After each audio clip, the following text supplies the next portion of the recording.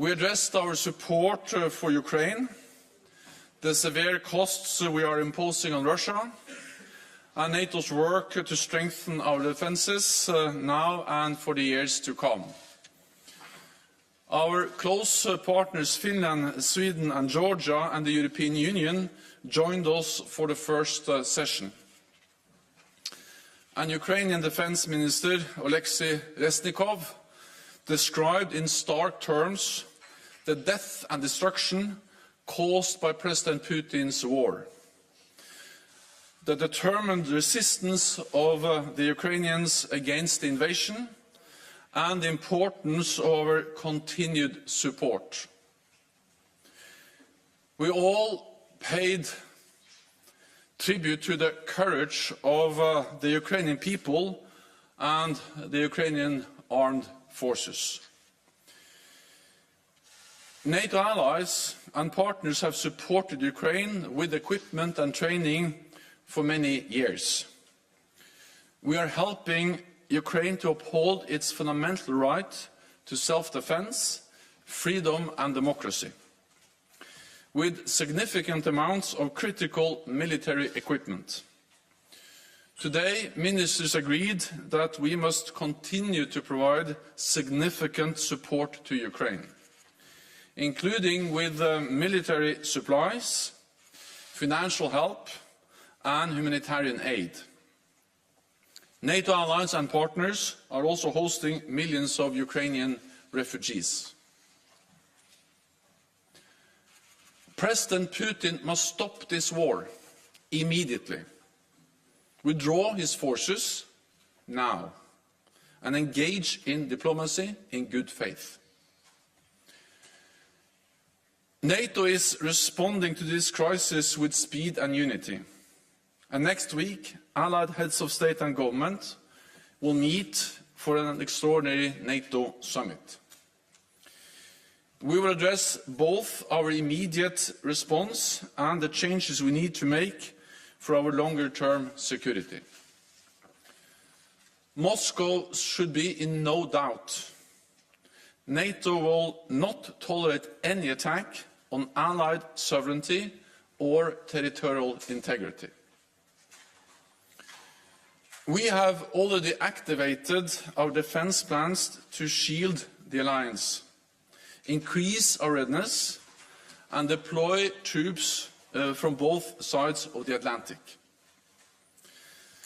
There are now hundreds of thousands of forces at heightened alert across the alliance, 100,000 US troops in Europe, and around 40,000 troops under direct NATO command, mostly in the eastern part of the alliance, backed by major air and naval power, as well as air defences. But we face a new reality for our security, so we must reset our collective defence and deterrence for the longer term. Today, we tasked our military commanders to develop options across all domains: land, air, sea, cyber and space. On land, our new posture should include substantially more forces in the eastern part of the alliance, at higher readiness, with more pre-positioned equipment and supplies.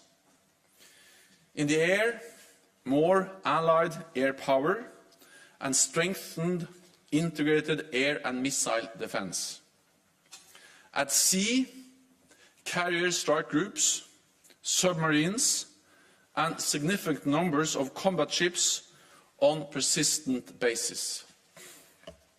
We will also consider the future of our cyber defences and how best to draw on allied space assets.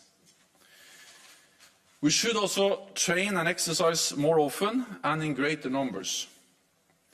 Major increases to our deterrence and defence will require major investments. Allies need to invest a minimum of 2% of GDP on defence. And I welcome that allies such as Germany and Denmark have already made important announcements on more investments and faster timetables. We also need to spend more together. NATO common funding is the essential enabler that allows us to work together. It is a force multiplier for national defense efforts, and it shows solidarity as allies. At this critical moment for our security, unity between North America and Europe in NATO is more important than ever. And with that, I'm ready to take your questions. Okay, we'll start with BBC in the centre, just behind. Thank you. Last row. Yeah, thank you. Thank you, Secretary General. Can I just ask you, we've heard once again from President Zelensky addressing US Congress, calling for a no-fly zone. Are there any allies at all who have been asking for one, even if the decision of the alliance as a whole is not to enforce one? Has there been any discussion at all about it?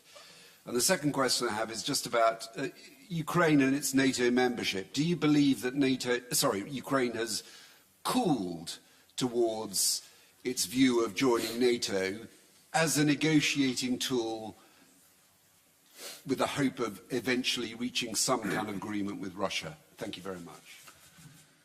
Allies are united, both in providing support to Ukraine to uphold the right for self-defense, but allies are also united when it comes to that NATO should not deploy forces on the ground or in the airspace over Ukraine. Because we have a responsibility to ensure that this conflict, this war, doesn't escalate beyond Ukraine. We see death, we see destruction, we see human suffering in Ukraine, but this can become even worse if NATO took actions that actually turned this into a full-fledged war between NATO and Russia. So allies are united when it comes to the issue of how to provide support to Ukraine. Ministers addressed this today. They reinforced the message of the importance of providing support with equipment, advanced equipment, air defense systems, anti-tank weapons and many other types of support, but no NATO deployment of air or ground capabilities in Ukraine, and that's the united position from NATO allies.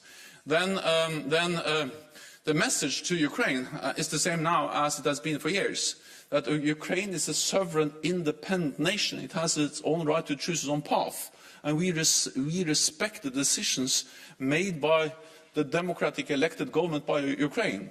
So it's up to them to decide whether they aspire for NATO membership or not, and then it's up for 30 allies to decide on that issue, not for Russia to try to veto such a process. CNN. Thank you, Mr. Secretary General. Natasha Bertram, CNN.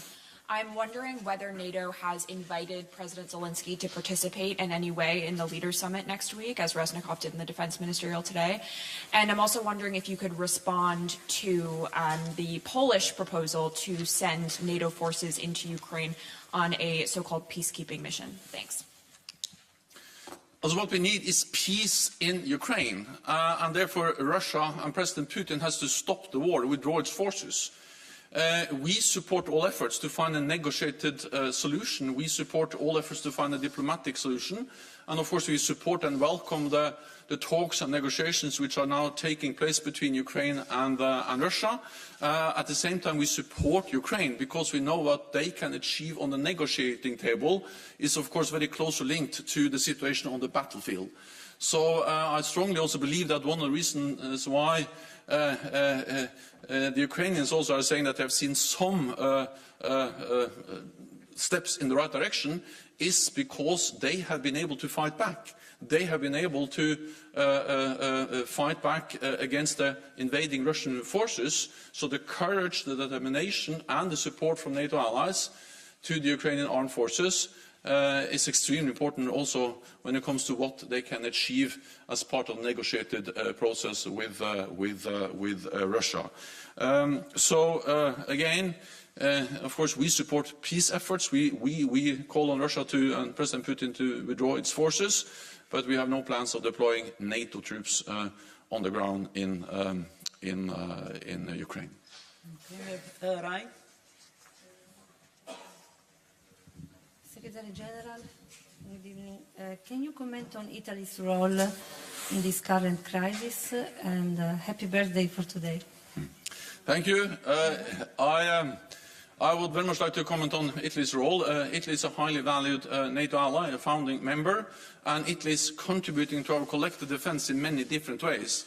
I was recently in Romania. I met Italian pilots. They are helping there to keep NATO airspace safe, and they really show commitment and strength in their contributions to different NATO missions and operations, including in Kosovo, where Italy has been a key ally for many, many years.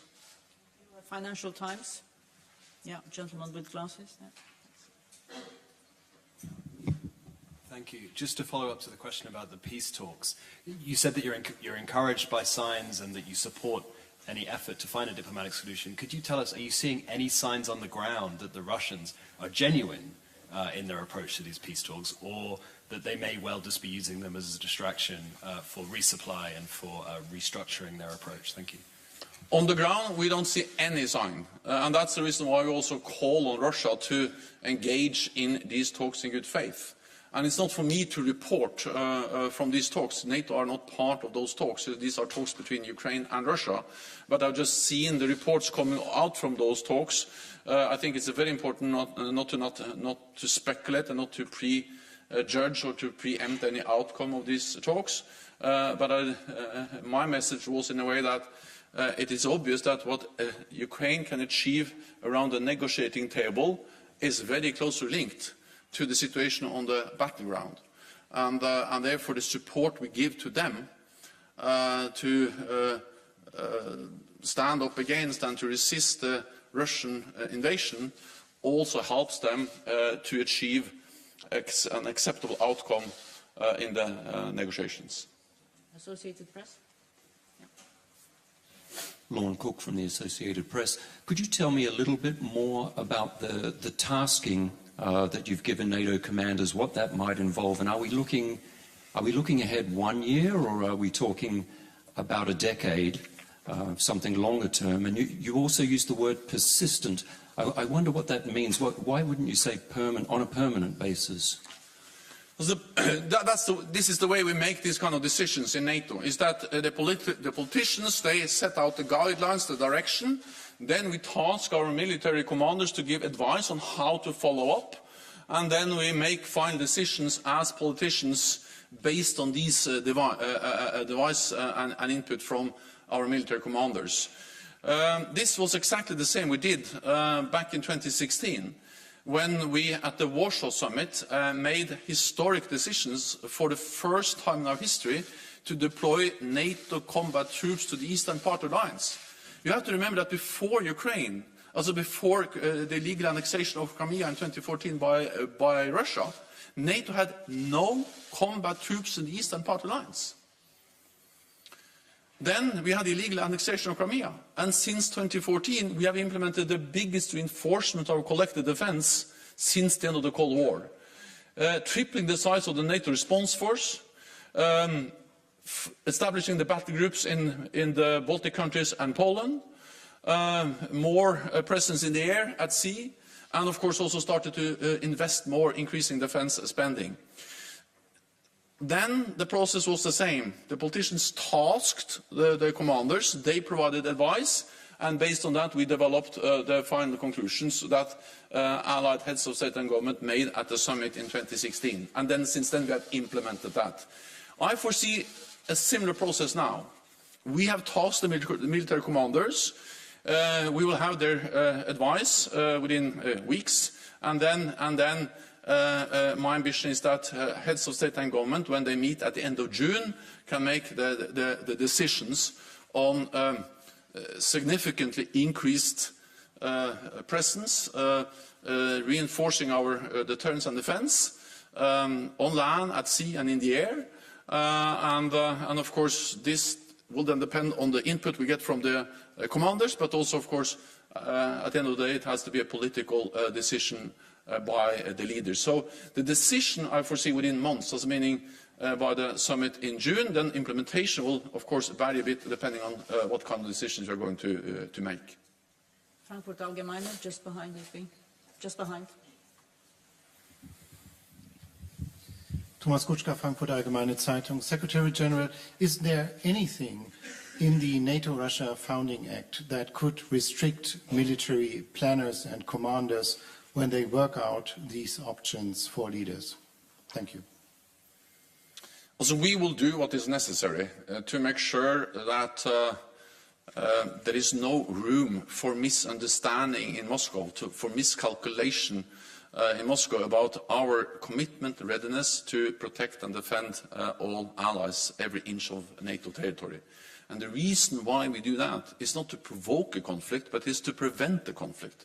That has been the success of NATO for more than 70 years, that any potential aggressor or adversary has always known that an attack on one ally will trigger a response from the whole alliance. And to ensure that in a new security reality, we need a reset of our deterrence and defense. And that's exactly what we're now tasking the commanders to provide advice on, how to reset our deterrence and defense, and we will do what is necessary. The NATO-Russia founding treaty, of course, that actually has a clear reference to in the current security environment back in 1997. We are not in the current security environment today. We are in a total different security environment. At that stage, we actually foresaw Russia as a strategic partner, working with them.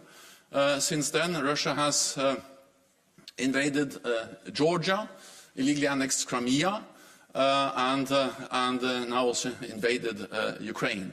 So we will do what is necessary, and the NATO-Russia Founding Act is not something that will create problems or hindrance for NATO to make the necessary decisions. Okay, we get to Ukrainian news agency. Okay. Dmitry Shkurko, National News Agency of Ukraine. There in negotiations with Russia is another important factor. According to the data released today from the General Staff of Ukraine, around 40% of invading forces already lost by Russians in equipment and manpower. Could NATO confirm that? And because of that, the obvious question, is the threat which Russia poses to NATO in escalation a little bit overestimated by NATO countries? Thank you. President Putin totally underestimated the strength of the Ukrainian armed forces.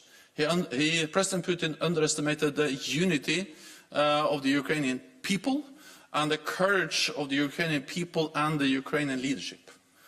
And this, combined with the support, the massive support the Ukrainian armed forces are receiving and actually have received from NATO allied countries over many years, have forced President Putin to change his plans and to realize that this quick victory, this blitzkrieg, taking control over Kiev within days, has absolutely failed. But we should not underestimate Russia's capabilities when it comes to continue the war and also to continue to attack, including cities. We have seen how Russia has been responsible for the same, or for brutal warfare, both in Chechnya, but also in Syria. And of course, even though they have made severe mistakes, Russia maintains a large capability of conventional armed forces, but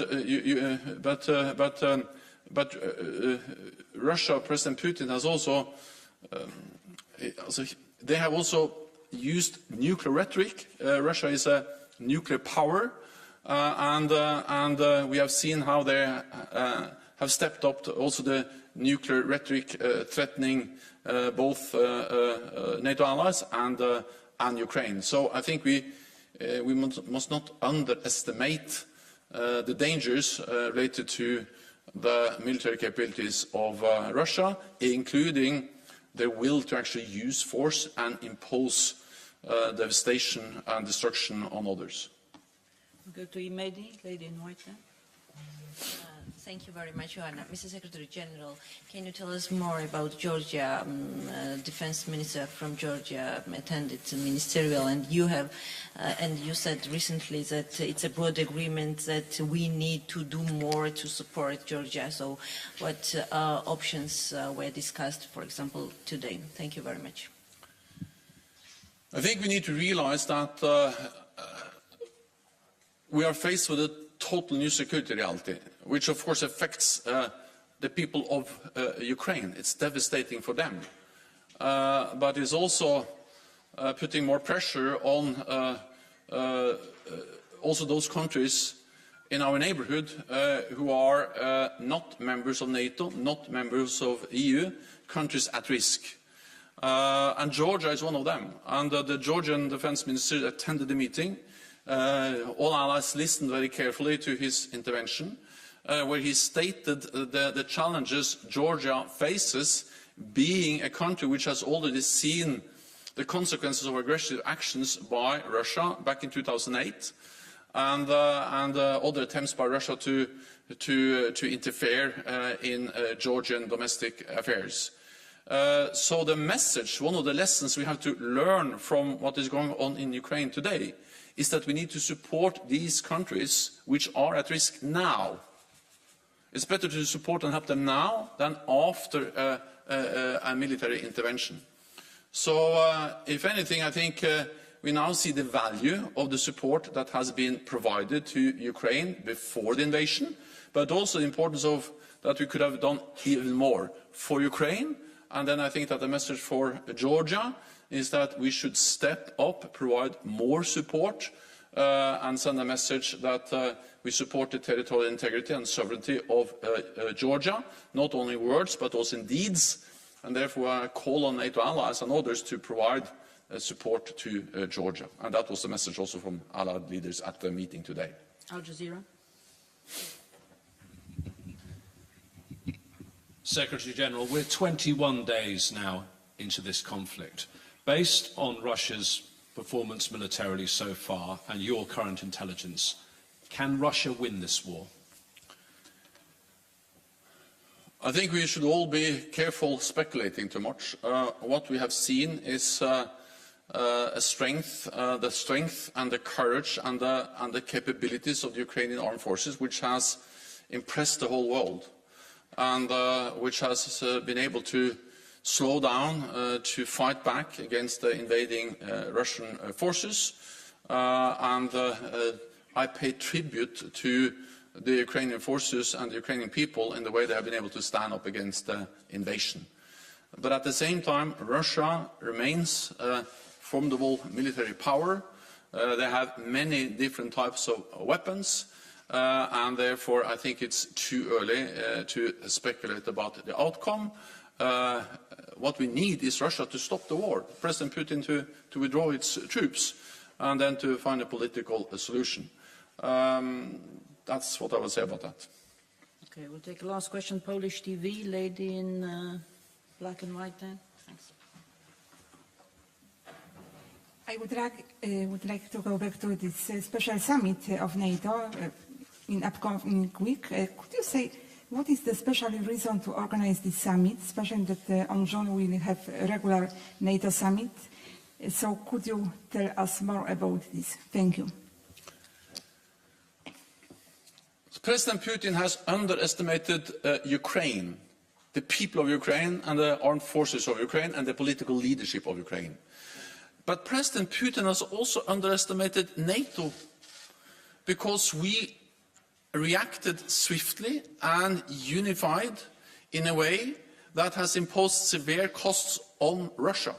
together with partners, the European Union, NATO allies, have imposed unprecedented economic costs. We have provided and continue to provide essential support to the Ukrainian armed forces. Allies do that every day. And we are also increasing the presence of NATO in the eastern part of the alliance.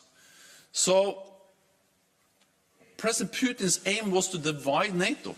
What he gets is a more united NATO. He wanted to, in a way, to undermine the nation of Ukraine. He's actually strengthening the unity of Ukraine and the commitment to the Ukrainian nation by the Ukrainian people. And then he wanted less NATO on its borders. He's getting more NATO on its borders. So to do all this, we need to be coordinated. We need to consult. And therefore, the day after invasion, we had a virtual NATO summit with all the NATO leaders, extraordinary NATO summit.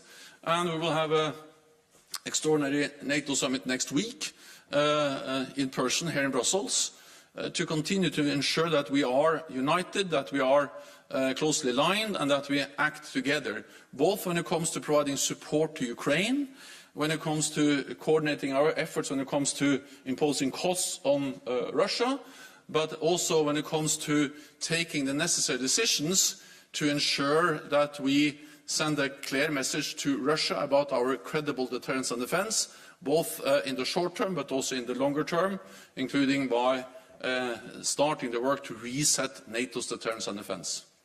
Thank you very much. This concludes this press conference. Thank you.